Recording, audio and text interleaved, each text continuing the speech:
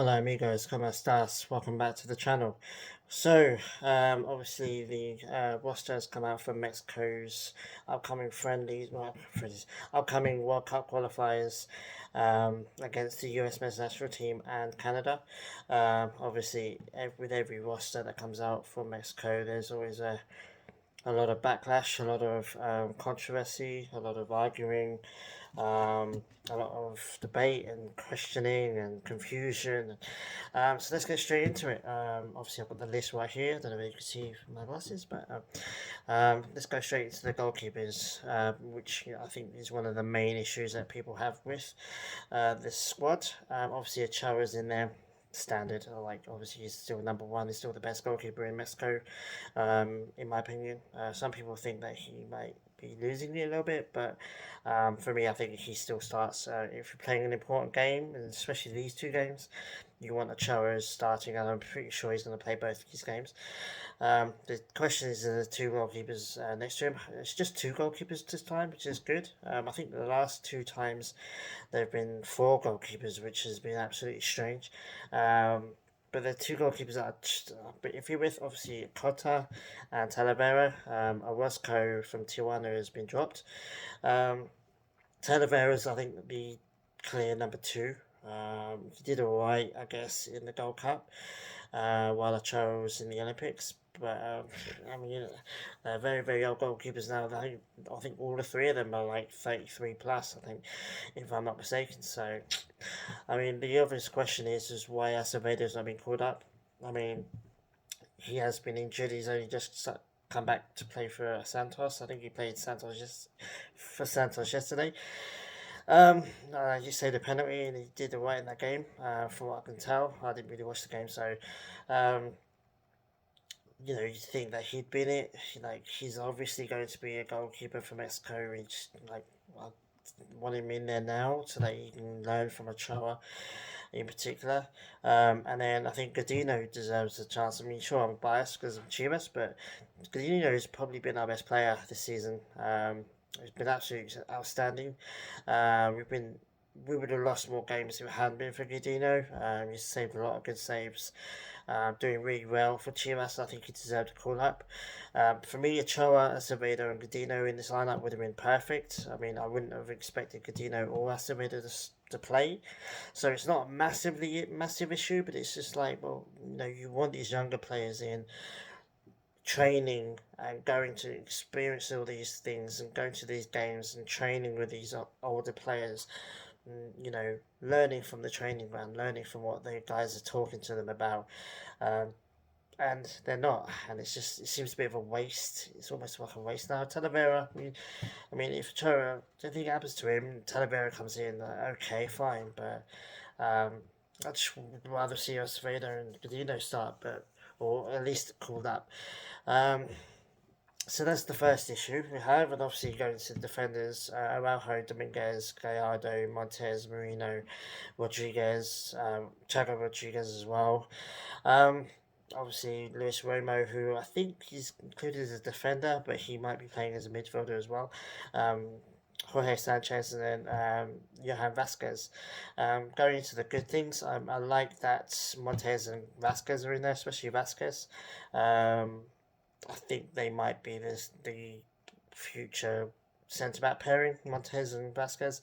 Um, again, Vasquez is a kid. You want him in there, feeding off of Moreno, Araujo as well. Learning and training. That's I think for me that's a part of these call ups that goes under the radar a little bit. I fully expect Vasquez to play, Montez as well. Araujo, Moreno might play as well. I mean, knowing Tata, he'll probably start off with Araujo and Moreno. But Vasquez and Montez, I think, more capable of slotting in. So that's a good pick. Chaco Rodriguez, he's been alright-ish lately, to be fair to him. So, okay. Roma as well, whether he's used as a defender, his quality, he's been a bit off. Lately as well, he was tilted to go to Europe at one point, but that's kind of a bit of a question mark at the moment. Um, I think the big point is Gallardo and the left back spot. Obviously, Gallardo for me has been not very good for Mexico. Pretty much since the summer, pretty much for a while now, for a few months at least. And you're starting to question why Arteaga is still not being called up. That was the first name in the roster that I was looking for. I fully expected him to be included in this one because there's a whole controversy about he dipped out of the Olympic squad, Arteaga, and said personal reasons, and then went to Genk. And he said, well, if it's got personal reasons and you're still in Belgium, you're doing well in Belgium, then what's going on? So it kind of looks like he used personal reasons as an excuse to get out of the national team um, for the Olympics, and that could be mistaken. And obviously, he may have had mental issues, or he might have had personal issues that he had, and then it was over and done with before the Olympics was over. So maybe that's legitimate, right? But there's no explanation coming out from either Tata or Arteaga about what exactly is going on.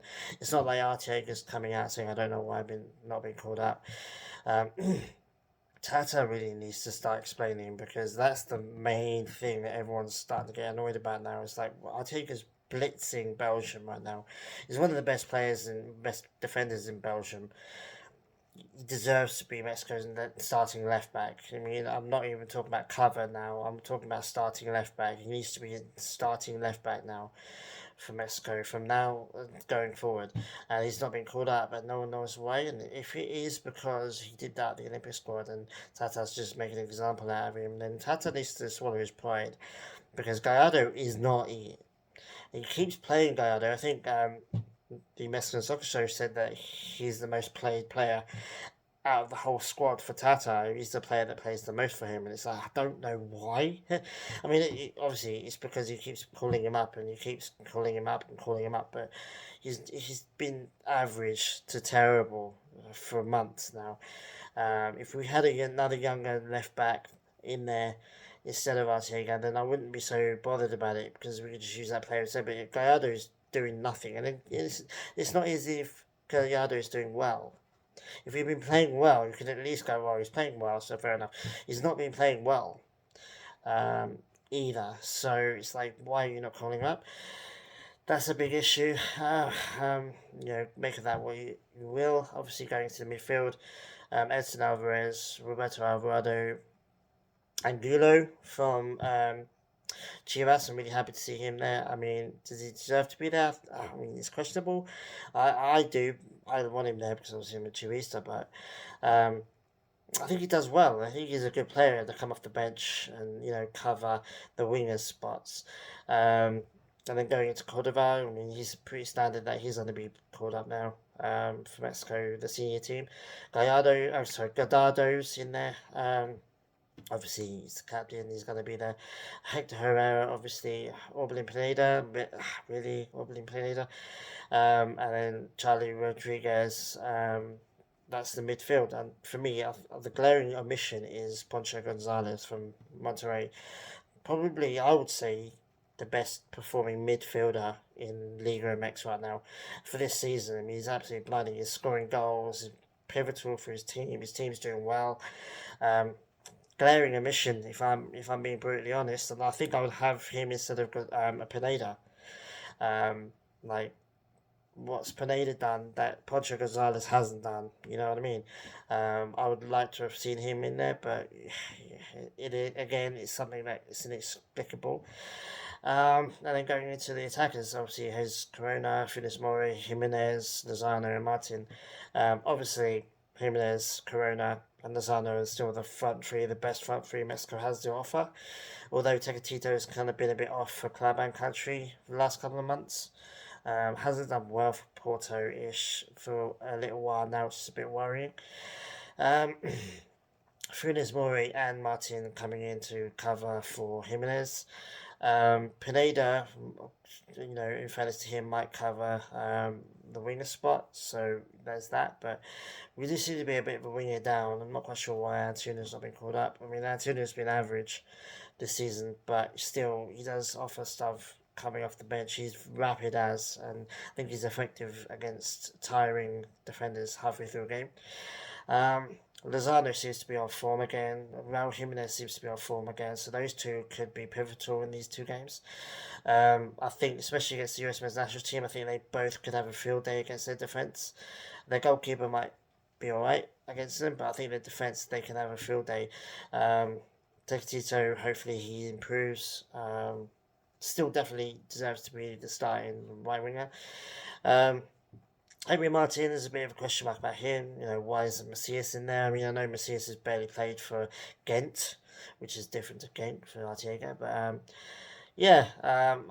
Martin's been alright. He's done alright he did alright for the Olympic squad. And he's done alright for the senior team on occasion. Funes Mori as well on occasion. We still don't really have an out-and-out replacement for Jimenez whenever Jimenez is not playing.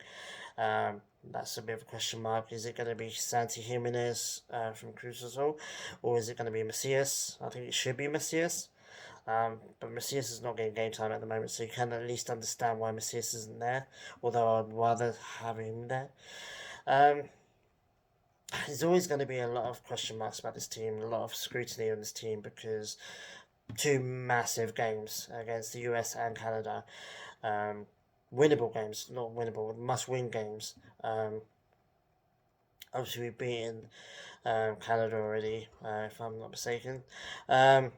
I don't know. I mean, it's a massive must-win game, especially with the US, because the US hasn't done that well. Both of them have lost games, and Mexico hasn't. We're still unbeaten. So, if we can get, I wouldn't say at least, we should get at least 4 points out of this game. Whether we beat the US men's national team or Canada is the question. If we lose against the US men's national team, that's 3 times since the summer. 2 trophies lost already, although the Gold Cup is the only one that really counts. It's the only one that really hurts me anyway. But if we beat US men's national team, which is possible, I mean, their team is not exactly great.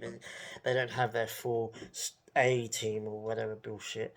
But they still have a decent-ish squad, and,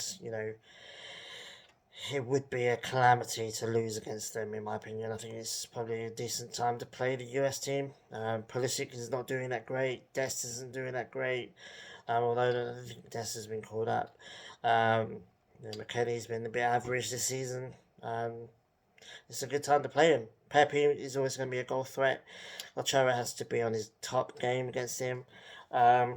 So is the defence, to be honest, and Gallardo might be a weakness there. Chaka might be a weakness there. But going forward, I think we're right. I mean, Cordova, Hector Herrera, they're both attack-minded, and Charlie Rodriguez as well. They're all attack-minded midfielders, so they could create. But it'd be really nice to see Jimenez and Lozano play, because they're both, as I said, of super in form at the moment. I expect one or two of them. I expect both of them to score in these 2 games, to be honest with you. Canada's going to be tough as well. I mean, you can't forget about Canada. It's just not the best team it could be. We should have Arteaga in there. There's other players like David Ochoa. I think he's too young at the moment. Perfectly happy with him being in the U23s or U20s or whatever. Gudino and Raul as well. I think it's plenty of time for him. Although, having said that, right back spot could be upgraded, so maybe he has a bit of an opportunity to get into the team. But this just seems to be the main team that Tata's going with for now. And obviously the World Cup's in a year's time. I don't see the squad changing too much, to be honest with you. It's just, I don't know what it is. This is his team, and that's what he's going with. He's going with his goalkeepers. He's going with his defenders. He's going with his attackers. And that's it. And I don't know. I want to see Arteaga in there. If Arteaga was in there, I'd be much more happy with the squad. I mean, some people are questioning Roberto Alvarado. I'm actually okay with him being in there. He's young. He's still got a little bit of improvement left in him. Still quality, still always a danger. He just needs to get his consistency up and running, especially with Mexico.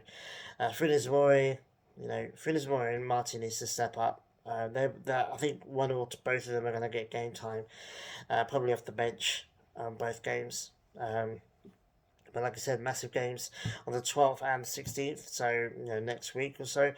Um, Massive games. Let me know what you think of the team. Let me know who you want to see in there, who you like that's in there. Who do you think's not been called up that should be that I haven't mentioned or that I have mentioned and you have other reasons.